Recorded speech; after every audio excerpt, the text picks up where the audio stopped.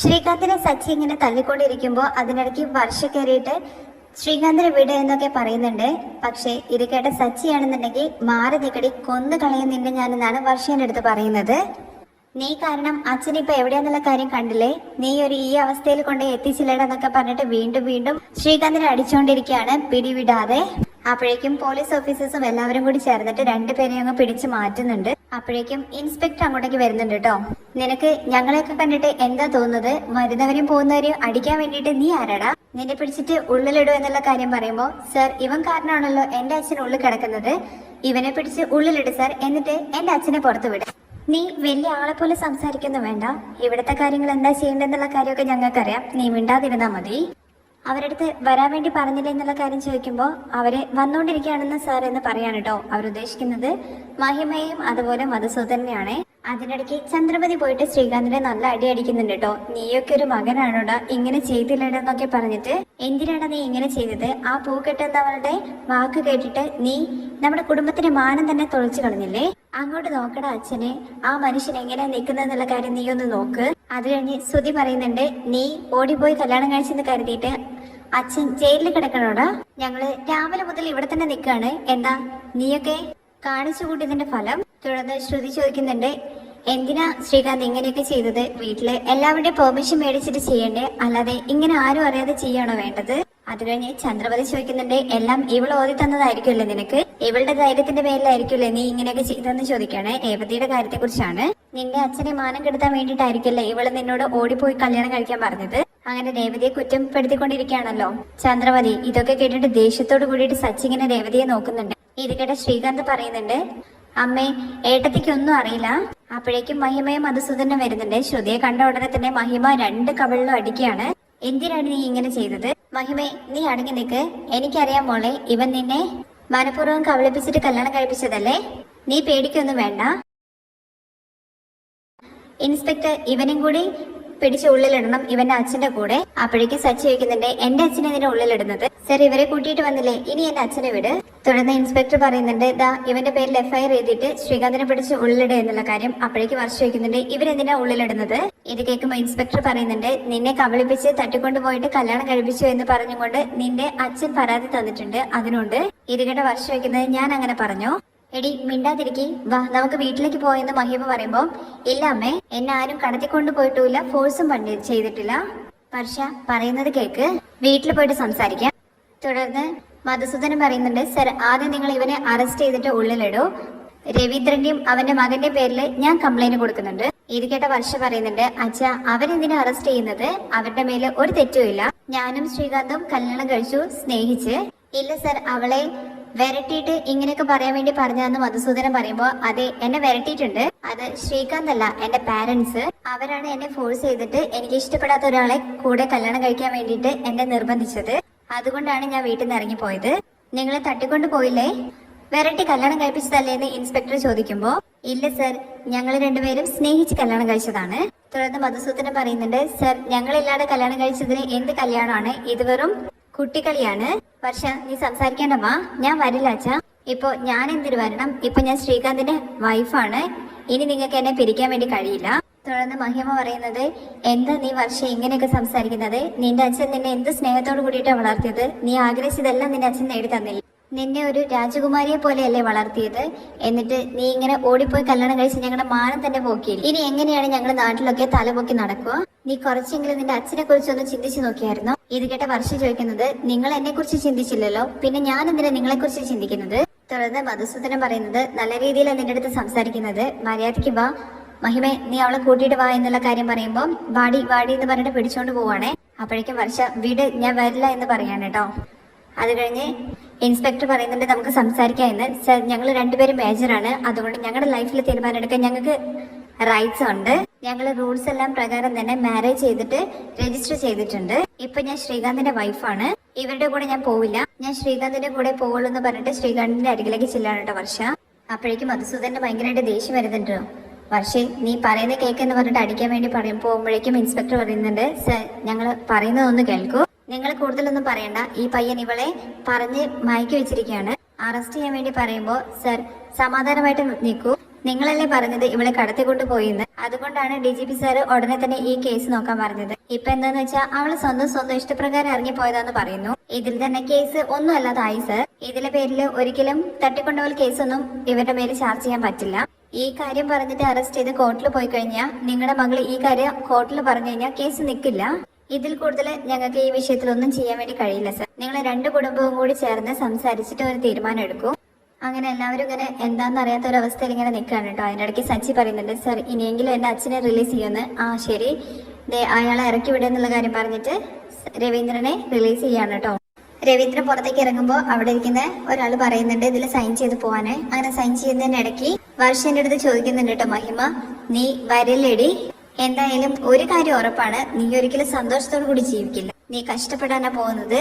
നീ കരഞ്ഞ് കഷ്ടപ്പെട്ട് അവസാനം ഞങ്ങളുടെ അരികിലേക്ക് തന്നെയാണ് വരാൻ വേണ്ടി പോകുന്നത്. വായേട്ട എന്ന് പറഞ്ഞിട്ട് കൂട്ടിയിട്ട് പോകുമ്പോൾ മധുസൂദനൻ പറയുന്നുണ്ട്, മനസ്സ് നിറഞ്ഞ മോളെ. അങ്ങനെ മധുസൂദന്റെ മഹിമ അവിടുത്തെ പോവാണ്. അത് കഴിഞ്ഞിട്ട് രവീന്ദ്രൻ പോകുന്ന സമയത്ത് ശ്രീകാന്ത് അരികിലേക്ക് ചെന്നിട്ട്, അച്ഛാ സോറി, ഇങ്ങനെയൊന്നും നടക്കും ഞാൻ മനസ്സിൽ പോലും വിചാരിച്ചില്ല എന്ന് പറഞ്ഞിട്ട് കൈ കയറി പിടിക്കുമ്പോൾ രവീന്ദ്രൻ ശ്രീകാന്തിനെ ഒരു തള്ളങ്ങ് തള്ളിയിട്ട് അവിടുന്ന് പോവാണ് കേട്ടോ. അത് കഴിഞ്ഞ് സച്ചി പോകുമ്പോ, ഏട്ടത്തിന്റെ മേലെ ഒരു തെറ്റുമില്ല, ഞാനാണ് അവരെ അമ്പലത്തിലേക്ക് എന്ന് പറയുമ്പോഴേക്കും മിണ്ടിപ്പോകരുത്, നീ എന്റെ കൺമുമ്പിൽ കണ്ടുപോയേക്കരുത്, കൊന്നുകളഞ്ഞാണെന്ന് പറഞ്ഞിട്ട് ശ്രീകാന്തിനെയും തള്ളിയിട്ട് സച്ചി അവിടുന്ന് പോവാണ്. അങ്ങനെ രവീന്ദ്രനെല്ലാം കാറിൽ കയറ്റാൻ വേണ്ടി പോവാണ് കേട്ടോ. അപ്പൊ കൂടെ രേവതിയുണ്ട്. രേവതിയെ കണ്ടിട്ട് സച്ചി പറയുന്നുണ്ട്, അവരുടെ അടുത്ത് ഞാൻ പറഞ്ഞല്ലോ, അത് തന്നെയാണ് എനിക്ക് നിന്നോടത്തും പറയാനുള്ളത്, നിന്നെ വീടിന്റെ പരിസരത്ത് പോലും കണ്ടേക്കരുതെന്ന് പറയുമ്പോൾ രവീന്ദ്രൻ പറയുന്നുണ്ട്, എന്തിനാ അവളോട് ദേഷ്യപ്പെടുന്ന എന്നുള്ള കാര്യം. അപ്പോഴേക്കും ചന്ദ്രപതി ചോദിക്കുന്നത്, നിങ്ങളെ ഈ അവസ്ഥയിൽ ഈ ജയിലിലാക്കാനുള്ള കാരണം ഇവൾ ഒറ്റയിരുത്തിയാണ്. ഈ ശനിയാണോ വീണ്ടും വീട്ടിലേക്ക് കൂട്ടിക്കൊണ്ടു പോകണമെന്ന് നിങ്ങൾ പറയുന്നത്? അവള് ചെയ്തതൊന്നും പോലെ നിങ്ങൾക്ക്. നീ കുറച്ചു നേരം മിണ്ടാതിരിക്കുക, രേവതി നീ വാ എന്ന് പറയാൻ കേട്ടോ. അങ്ങനെ എല്ലാവരും കാറിൽ പോവാണ്. പക്ഷെ രേവതി മാത്രം അവിടെ നിൽക്കാൻ കേട്ടോ. ആരും കാറിൽ രേവതിയെ കൂട്ടാണ്ട് പോവാണ്. രേവതി മാത്രം പോലീസ് സ്റ്റേഷനിൽ ഒറ്റയ്ക്കാവാണ്. അപ്പോഴേക്ക് ശ്രീകാന്തിനെ കൂട്ടിയിട്ട് വർഷയും അവിടുന്ന് പോയിട്ടുണ്ട് കേട്ടോ. രവീന്ദ്രനെയും കൊണ്ടിട്ട് എല്ലാവരും വീട്ടിലെത്താണ് കേട്ടോ. വീടിന്റെ പടി കയറാൻ വേണ്ടിയിട്ട് നിൽക്കുന്ന സമയത്ത് രവീന്ദ്രന്റെ മനസ്സിലേക്ക് ഓടി വരുന്നത് ഇൻസ്പെക്ടർ പിടിച്ച് സെല്ലിലേക്ക് തള്ളിയതും അതുപോലെ തന്നെ മധുസൂദൻ പറഞ്ഞ കാര്യങ്ങളെ കുറിച്ചൊക്കെയാണ് കേട്ടോ. നീ നിന്റെ മക്കളെ ഇങ്ങനെയാണല്ലേ നല്ലപോലെ വളർത്തിയത് തൂ എന്നൊക്കെ പറഞ്ഞിട്ട് ഇവിടുന്ന് പോയ രംഗങ്ങളെ കുറിച്ച് ഇങ്ങനെ ഓർക്കുകയാണ്. അങ്ങനെ രവീന്ദ്രൻ അവിടെ നിൽക്കുന്ന സമയത്ത് ചന്ദ്രപതി ചോദിക്കുന്നുണ്ട്, നിങ്ങളെന്താ ഉള്ളിലേക്ക് കയറാണ് നിൽക്കുന്നത്? ഉള്ളിലേക്ക് കയറ്. ഇതിന് മറുപടി ഒന്നും കൊടുക്കാതെ രവീന്ദ്രൻ നേരെ കുറച്ച് അപ്പുറത്തേക്ക് പോയിട്ട് പുറകിൽ നിന്ന് ഒരു ബക്കറ്റ് വെള്ളം എടുത്തിട്ട് തലയിൽ കൂടെ ഒഴിക്കുകയാണ്. അപ്പോഴാണ് സച്ചി കാറൊക്കെ പാർക്ക് ചെയ്തിട്ട് ഉള്ളിലേക്ക് കയറി വരുന്നത്. അച്ഛൻ എന്താ ഈ കാണിക്കുന്നതെന്ന് ചോദിച്ചുകൊണ്ട് അവര് ഓടുകയാണ് അരികിലേക്ക്. അച്ഛൻ എന്തൊക്കെയാ ഈ കാണിക്കുന്നതെന്നുള്ള കാര്യം ചോദിക്കുമ്പോൾ, എന്റെ ജീവിതത്തിൽ ഇന്നേ വരെ പോലീസ് സ്റ്റേഷൻ കയറേണ്ട അവസ്ഥ വന്നിട്ടില്ല, അവിടെ പോയിട്ട് വന്നു കഴിഞ്ഞാൽ തലകീഴെ വെള്ളം ഒഴിച്ചിട്ട് കയറണമെന്ന് പറയും, അത് ഞാൻ ചെയ്തു, അത്രയേ ഉള്ളൂ. തല തുടയ്ക്കാൻ വേണ്ടി സച്ചിയൊക്കെ തട്ടി മാറ്റുന്നുണ്ട് കേട്ടോ. എന്തിനാ ഇപ്പൊ ഇങ്ങനെ ചെയ്യുന്നതെന്ന് ചോദിച്ചുകൊണ്ട് അങ്ങനെ ഉള്ളിലേക്ക് രവീന്ദ്രൻ കയറി വരുന്ന സമയത്ത് ആരതി എടുത്ത് വരികയാണ് കേട്ടോ ചന്ദ്രമതി.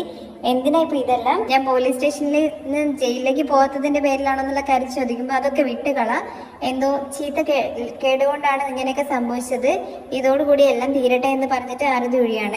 ഞാൻ പോയിട്ട് കോഫി ഇട്ടിട്ട് വരാം എന്നുള്ള കാര്യം പറയുമ്പോൾ ശ്രുതി പറയുന്നുണ്ട്, എനിക്കും അമ്മ വേണം, ഞാൻ ഭയങ്കര ടയർഡാന്നുള്ള കാര്യം പറയുമ്പോൾ, ഞാൻ നിന്റെ അച്ഛൻ്റെ അടുത്താ ചോദിച്ചതെന്ന് പറയാണ്.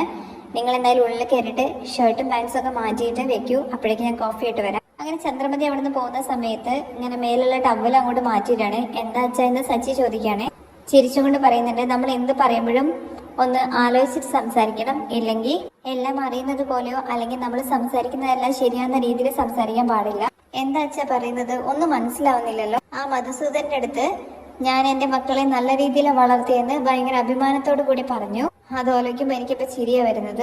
ആരെയും ഒരിക്കലും നമ്മൾ ഫുള്ളായിട്ട് വിശ്വസിക്കാൻ പാടില്ല. ആ വാസുദേവൻ എന്നെ കളിയാക്കുന്ന രീതിയിൽ സംസാരിച്ചു, അതും ശരി തന്നെയാണെന്നൊക്കെ പറയുമ്പോ അച്ഛൻ എന്തിനാ ഫീൽ ചെയ്യുന്നത്? അച്ഛനെല്ലാം നല്ല രീതിയിൽ തന്നെയല്ലേ ചെയ്തത്? ആ ശ്രീകാന്ത് അല്ലേ എല്ലാം ഇങ്ങനെ ചെയ്തത്? അവനെ എന്റെ കയ്യിൽ കിട്ടിയാൽ എന്നൊക്കെ പറയുമ്പോഴേക്കും ചന്ദ്രപതി വന്നിട്ട് പറയുന്നുണ്ട്, എന്തിനാ അവനെ മാത്രം കുറ്റം പറയുന്നത്? അവനെ പറഞ്ഞ് കല്യാണം കഴിപ്പിച്ചത് നിന്റെ ഭാര്യയല്ലേ? അവള് കാരണമാണ് ഈ മനുഷ്യൻ പോലീസ് സ്റ്റേഷനിൽ വരെ കയറിയേണ്ടി വന്നത്. അവളെയും കൂടി ചേർത്താണ് പറഞ്ഞത് അവളെ ഈ വീടിന്റെ പരിസരത്ത് പോലും കണ്ടുപോകരുത്. ചുമ്മാ രേവതി ഓരോന്ന് പറയണ്ട, അവള് വരാന്ന് പറഞ്ഞല്ലോ, അവൾ എവിടെ? നിങ്ങൾ എന്തിനാ ഇപ്പൊ അവളെ കുറിച്ച് ചോദിക്കുന്നതെന്ന് ചോദിക്കുകയാണെ ചന്ദ്രമതി. അവൾ എവിടെ എന്നുള്ള കാര്യം ചോദിക്കുകയാണ് സച്ചിയുടെ അടുത്ത്. അപ്പോഴേക്കും ചന്ദ്രമതി പറയുന്നുണ്ട്, ഇവിടെ വന്നു കഴിഞ്ഞാൽ അവൾക്ക് നന്നായിട്ട് കിട്ടുന്നറിയാം, അതുകൊണ്ട് ചിലപ്പോൾ അവൾ അവളുടെ വീട്ടിൽ പോയിട്ട് പൂ കെട്ടിക്കൊണ്ടിരിക്കുകയായിരിക്കും. അവൾ വരുമ്പോ വരട്ടെ, നിങ്ങളത് വിട്ടേക്ക്. നിങ്ങൾ ഇനി ഈറനോട് കൂടി നിൽക്കാണ്ട് പോയിട്ട് കുളിച്ചിട്ട് വാ എന്ന് പറയാണ്. അതെ അച്ഛാ, പോയിട്ട് കുളിച്ചിട്ട് എന്തെങ്കിലും കഴിക്കുക എന്ന് പറയുമ്പോൾ ഇപ്പൊ അതാണോ പ്രധാനം? കഴിച്ചിട്ടൊക്കെ എന്താ കാര്യം, മാനം തന്നെ പോയില്ലേ, ഇനിയിപ്പോ എല്ലാം സഹിച്ചല്ലേ പറ്റൂ എന്ന് പറഞ്ഞിട്ട് അവിടെ ഉള്ളിലേക്ക് കയറി പോവാണ് കേട്ടോ രവീന്ദ്രൻ. അത് കഴിഞ്ഞ് സച്ചി പറയുന്നുണ്ട്, ഈ ഇങ്ങനെയൊക്കെ ചെയ്തു വെച്ചിട്ട് അവൻ സുഖമായിട്ട് ജീവിക്കാന്ന് വെച്ച് ശരിയാക്കുന്നുണ്ട്, അവന് എന്താ ചെയ്യാൻ വേണ്ടി പോകുന്നത് കാണിച്ചു തരുമെന്നൊക്കെ പറയുമ്പോൾ ശ്രുതി പറയുന്നുണ്ട്, ഇതേ അവൻ എങ്ങോട്ട് പോകുന്നുവെന്ന്, അവൻ എങ്ങോട്ടെങ്കിലും പോട്ടെ, എനിക്ക് വയറിഞ്ഞിട്ട് വയ്യ എന്നുള്ള കാര്യം പറയുമ്പോൾ അത് ഇന്നലെ ഭക്ഷണം കഴിക്കാത്തോണ്ടെന്ന് പറയണേ. ഒന്ന് പോടാ അവിടുന്ന്, ശ്രീകാന്തിന്റെ കാര്യമാണ് പറഞ്ഞത്, അവൻ എൻ്റെ അടുത്ത് പോലും ഒന്നും പറയാതെ കല്യാണം കഴിച്ചില്ലേ, അവൻ ഓപ്പൺ ആയിട്ട് എൻ്റെ അടുത്ത് വന്ന് കാര്യങ്ങൾ പറഞ്ഞിട്ടുണ്ടായിരുന്നെങ്കിൽ ഞാൻ തന്നെ അവനെ കല്യാണം കഴിപ്പിച്ചു വിടില്ലായിരുന്നു. അതൊന്നും ചെയ്യാതെ അവൻ ചെന്നിട്ട് പൂക്കെട്ടെന്ന് അവളുടെ അടുത്ത് പറഞ്ഞിട്ട് കല്യാണം കഴിച്ചിരിക്കുന്നു. ഞാൻ മാത്രമാണല്ലോ അങ്ങനെ പറയേണ്ട കല്യാണം കഴിച്ചതെന്നുള്ള കാര്യം പറയുമ്പോൾ നിനക്ക് നല്ലൊരു പെണ്ണിനെ കണ്ടെത്തിയിട്ടാണല്ലോ കല്യാണം കഴിച്ചു തന്നതെന്നുള്ള കാര്യം നമ്മുടെ ചന്ദ്രമതി പറയുമ്പോൾ ഇത് കേട്ടുകൊണ്ട് അങ്ങോട്ടേക്ക് ശ്രുതി വരുന്നുണ്ട്. ശ്രുതിക്ക് ആകെ മൊത്തത്തിലൊരു ടെൻഷൻ. ഈ ശ്രീകാന്തിനെ കല്യാണം കഴിച്ചവള് എങ്ങനത്തവളാണാവോ, അവളുടെ അമ്മ തന്നെ ഒരു ഭ്രാന്ത് പിടിച്ച പോലെയാണ് അവള് കാരണം. ഇനി ശ്രീകാന്ത് എന്തൊക്കെയാണാവോ അനുഭവിക്കാൻ പോകുന്നത്. അതിൻ്റെ ഇടയ്ക്ക് സച്ചി കാറെടുത്ത് പോകുന്നത് കാണിക്കുന്നുണ്ട്. തുടർന്ന് ശ്രുതി പറയുന്നുണ്ട്, അമ്മ വിശക്കുന്നുണ്ട്, എന്തെങ്കിലും ഫുഡ് ഉണ്ടാക്കുക എന്നുള്ള കാര്യത്തെക്കുറിച്ച്. അപ്പോഴേക്ക് ശ്രുതി വന്നിട്ട്, ആന്റി ഞാൻ എന്തെങ്കിലും ഓർഡർ ചെയ്യട്ടെ എന്നുള്ള കാര്യം ചോദിക്കുകയാണെ. ആ നല്ല കട നോക്കിയിട്ട് മോളെ എന്തെങ്കിലും ഭക്ഷണം ഓർഡർ ചെയ്യേ. ശരി ആന്റി എന്ന് പറയണേ ശ്രുതി. രേവതി തിരിച്ച് വീട്ടിലേക്ക് വരുന്നുണ്ട് കേട്ടോ. ഓട്ടോയിൽ വന്ന് ഇറങ്ങിയിട്ട് വീട്ടിൽ ആരും കാണുന്നൊന്നുമില്ല. രേവതി കുളിച്ച് ഡ്രസ്സൊക്കെ മാറ്റി അടുക്കളയിലേക്ക് പോകുന്ന സമയത്താണ് ചന്ദ്രമതി കാണുന്നത്. നീ എപ്പോഴാണ് ഉള്ളിലേക്ക് കയറി വന്നത്? നിന്നോട് ആര് പറഞ്ഞിട്ടാ നീ ഇങ്ങോട്ട് കയറി വന്നത്? എന്റെ മോനെ കൊണ്ടുപോയി കണ്ട് കല്യാണം കഴിപ്പിച്ച് വെച്ചിട്ട് അത് പോരാത്തതിന് അദ്ദേഹത്തെ കൊണ്ടുപോയിട്ട് ജയിലിൽ ഇടിപ്പിക്കുകയൊക്കെ ചെയ്തിട്ട് നീ ഇവിടെ വന്ന് നിൽക്കുന്നോ? കുടുംബത്തിന്റെ മാനവും മര്യാദയും എല്ലാം പോയി. നീ എന്തിനാണ് വീട്ടിലേക്ക് തിരിച്ചു വന്നത്? വെളിയിൽ ഇറങ്ങി പോടി എന്നുള്ള കാര്യം പറയുമ്പോൾ അമ്മേ പ്ലീസ് ഞാൻ പറയുന്നതൊന്ന് കേൾക്ക്, ഞാൻ പറയുന്നതൊന്ന് കേൾക്കുന്നുള്ള കാര്യം പറയുമ്പോഴേക്കും ശ്രുതി ചോദിക്കുന്നുണ്ട്, നീ പറയുന്നത് ഞങ്ങൾ എന്തിനാ കേൾക്കുന്നത്? നീ വലിയ ആളെ പോലെ ഒന്നും അറിയാത്തത് പോലെ മുഖം പിടിച്ചുകൊണ്ട് നടക്കുമല്ലായിരുന്നോ? അത് കഴിഞ്ഞ് ശ്രുതിയും ചോദിക്കുന്നുണ്ട്, നിനക്ക് എങ്ങനെയാണ് ഇങ്ങനെയൊക്കെ ചെയ്യാൻ വേണ്ടി തോന്നുന്നത് രേവതി? ഇല്ല, ശ്രീകാന്ത് സ്നേഹിക്കുന്നുണ്ടെന്നുള്ള കാര്യം പറഞ്ഞു. അങ്ങനെ ഒരു കാര്യം നീ അറിഞ്ഞിട്ടുണ്ടെങ്കിൽ ആദ്യം നീ ആന്റീന്റെ അടുത്ത് പറയണ്ടായിരുന്നു ഇതിനെ കുറിച്ച്. അവര് പറഞ്ഞിട്ട് സംസാരിച്ച് തീരുമാനം ഉണ്ടാക്കുമായിരുന്നല്ലോ. അതെങ്ങനെ ഇവളൊക്കെ ചെയ്യാൻ പോകുന്നത്? അവളെന്താ നിന്നെ പോലെ നല്ല കുടുംബത്തിൽ നിന്ന് വന്നതാണോ? ഇവൾക്കൊന്നും മാനവും മര്യാദവും ഗൗരവവും ഒന്നിനെ കുറിച്ചും അറിയില്ലല്ലോ. നീ ആയിരുന്നെങ്കിൽ എന്റെ അടുത്ത് പറയായിരുന്നു. ഇവള് വളർന്ന ഇടം അങ്ങനത്തെയാണ്. ഇവളമ്മ ഇവളെ ഇങ്ങനെയായിരിക്കും വളർത്തി വെച്ചിരിക്കുന്നതെന്നൊക്കെ പറയുമ്പോഴേക്കും രേവതി പറയുന്നുണ്ട്, അമ്മേ ദയവേദിട്ട് എന്റെ അമ്മയെ കുറിച്ചിട്ട് അനാവശ്യം പറയരുത്. ഓ ദേഷ്യം വരുന്നോ നിനക്ക്? ദേഷ്യമൊക്കെ മാനം മര്യാദ ഉള്ളവർക്കൊക്കെ വരുള്ളൂ. അത് നിനക്ക് എവിടെയാ ഉള്ളത്? ഉണ്ടായിരുന്നെങ്കിൽ നീ ഈ വീട്ടിലേക്ക് കയറി വരുമോ? എന്റെ മോനെ കല്യാണം കഴിപ്പിച്ച് വെച്ചിട്ട് ഈ വീട്ടിൽ നിന്ന് തന്നെ അവനെ പറിച്ചെടുത്ത് കൊണ്ടുപോകുന്നത് പോലെ ചെയ്തില്ലേ? നിങ്ങൾ ആരും എന്താ എന്നെ മനസ്സിലാക്കാത്തത്? അച്ഛൻ എവിടെ? അച്ഛന് ഞാൻ പറയുന്ന കാര്യങ്ങൾ മനസ്സിലാവും. അച്ഛ എന്ന് പറഞ്ഞ് വിളിക്കുകയാണേ. അപ്പോഴേക്കും ചന്ദ്രമതി കൈപിടിക്കാണ് കേട്ടോ രേവതിയെ. അവര് ഉറങ്ങാണ്. ഈ ഉറക്കം കെടുത്താൻ വേണ്ടി പോവാണ് നീ. അവര് നിന്നെ ഇവിടെ കൊണ്ടുവന്നതിന് മാത്രം നീ അവർക്ക് നല്ല പേരുണ്ടാക്കി കൊടുത്തു. അമ്മ ഞാനൊന്നും ചെയ്തിട്ടില്ല. അവർ രണ്ടുപേരും സ്നേഹിച്ച് കല്യാണം കഴിച്ചതാണ്. അവരെ സ്നേഹിച്ചെന്ന് കരുതിയിട്ട് നീ അവരെ ചേർത്ത് വെക്കോ? ഈ സിനിമയിലൊക്കെ കാണുന്നത് പോലെ സ്നേഹിക്കുന്നവരെ ചേർത്ത് വെക്കാൻ വേണ്ടി നീ എന്താ ഹീറോയിനോ? അതിനിടയ്ക്ക് ശ്രുതി പറയുന്നുണ്ട്, ആന്റി നമ്മൾ സ്റ്റേഷനിൽ വെച്ച് കണ്ട ആ പെണ്ണല്ലേ അന്ന് നമ്മുടെ വീട്ടിൽ വന്നത്? അതെ, ഇപ്പൊ എനിക്ക് ഓർമ്മ വന്നു. ഇവളെ ഒറ്റയ്ക്ക് കൂട്ടിക്കൊണ്ടുപോയിട്ട് സംസാരിച്ചില്ലേ? നല്ല പ്ലാൻ ചെയ്തിട്ടാണല്ലേ എല്ലാം ചെയ്തത്. അല്ലെങ്കിൽ രേവതി നിനക്ക് സത്യം പറഞ്ഞൂടായിരുന്നോ? ഞങ്ങൾ ചോദിച്ചപ്പോ നീ ഫ്രണ്ട് എന്ന് പറഞ്ഞില്ലേ? നീ അന്ന് ശ്രുതി പറഞ്ഞില്ലേ എന്തോ ഒരു പെശകുണ്ട് എന്നുള്ള കാര്യം? ഞാൻ അതത്ര കാര്യമാക്കാണ്ട് വിട്ടു. രണ്ടുപേരും കൂടി ചേർന്ന് സംസാരിച്ച് ഇപ്പൊ കുടുംബത്തിന്റെ മാനം തന്നെ പോലീസ് സ്റ്റേഷനിൽ വരെ എത്തിച്ചു. ചെയ്യേണ്ടതെല്ലാം ചെയ്തു വെച്ചിട്ട് ഇപ്പൊ ഇവിടെ വന്ന് നിൽക്കുക. പോടി, വെളി പോടി. എന്നിട്ട് പിടിച്ച് തള്ളുവാണ് കേട്ടോ രേവതിയെ. നീ നിന്റെ വീട്ടിലേക്ക് തിരിച്ചു പോയിക്കോണം. ഇവിടേക്ക് ഇനി നിന്നെ കണ്ടുപോകരുത്.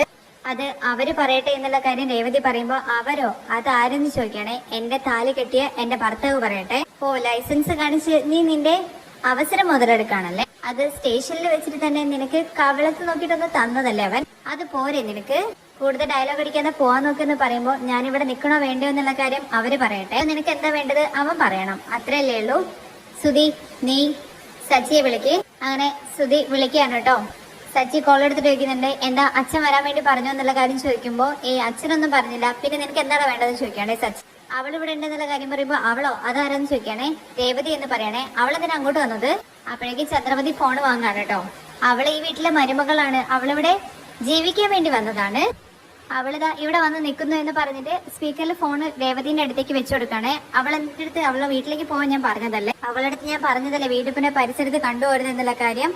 അച്ഛന്റെ കാര്യത്തെ കുറിച്ച് ഞാൻ പലതവണ അവളുടെ അടുത്ത് പറഞ്ഞതാക്കിയതാണ്. അതിന് മേലെ അവൾ ഈ കാര്യം ചെയ്തു. എന്റെ ദേഷ്യത്തിന് ഞാനിപ്പോ അങ്ങോട്ട് വന്നു കഴിഞ്ഞാല് അവളെ ഞാൻ എന്ത് ചെയ്യുന്നുള്ള കാര്യം എനിക്ക് തന്നെ അറിയില്ല. അപ്പോഴേക്ക് രേവതി പറയുന്നുണ്ട്, എന്റെ മേലെ ഒരു തെറ്റുമില്ല സച്ചേട്ടാ എന്നെ. അവളുടെ അടുത്ത് ഇറങ്ങി പോകാൻ പറയടാ സുധി എന്ന് പറയാൻ കേട്ടോ സച്ചി. അവളുടെ മുഖം കാണുന്ന പോലെ എനിക്ക് ഇഷ്ടമല്ല. അങ്ങനെ ഫോൺ കട്ട് ചെയ്യാനട്ടോ. അത് കഴിഞ്ഞ് ചന്ദ്രമതി പറയുന്നുണ്ട്, കേട്ടല്ലോ, നിന്റെ ഭർത്താവ് തന്നെ പറഞ്ഞു ഇതിൽ കൂടുതൽ മാനവും ഉളുപ്പുള്ള ആരും ഇനി ഇവിടെ നിൽക്കില്ല. പിന്നെ നിനക്കതില്ലല്ലോ. മതിയമ്മേ, ഇനി കൂടുതൽ പറയണ്ട. എന്തായാലും ഈ വീട്ടിലേക്ക് ഇനി ഞാൻ വരണമെന്നുണ്ടെങ്കിൽ അവരെന്നെ വന്ന് വിളിക്കണം. അത് നിന്റെ സ്വപ്നത്തെ പോലെ നടക്കാൻ പോകുന്നില്ല. ഇനി നിനക്ക് നിന്റെ അമ്മ വീട് മാത്രമേ ഉള്ളൂ. ഇനി പഴയതുപോലെ തന്നെ കോവിലിൽ പോയിരുന്നിട്ട് പൂ കെട്ട് പോവാൻ നോക്ക്. അങ്ങനെ രേവതി അവിടെ നിന്ന് ഇറങ്ങാണ് കേട്ടോ. പുറത്തു പോയിട്ട് ഇങ്ങനെ പൊട്ടി കരഞ്ഞോണ്ടിരിക്കുകയാണ് രേവതി.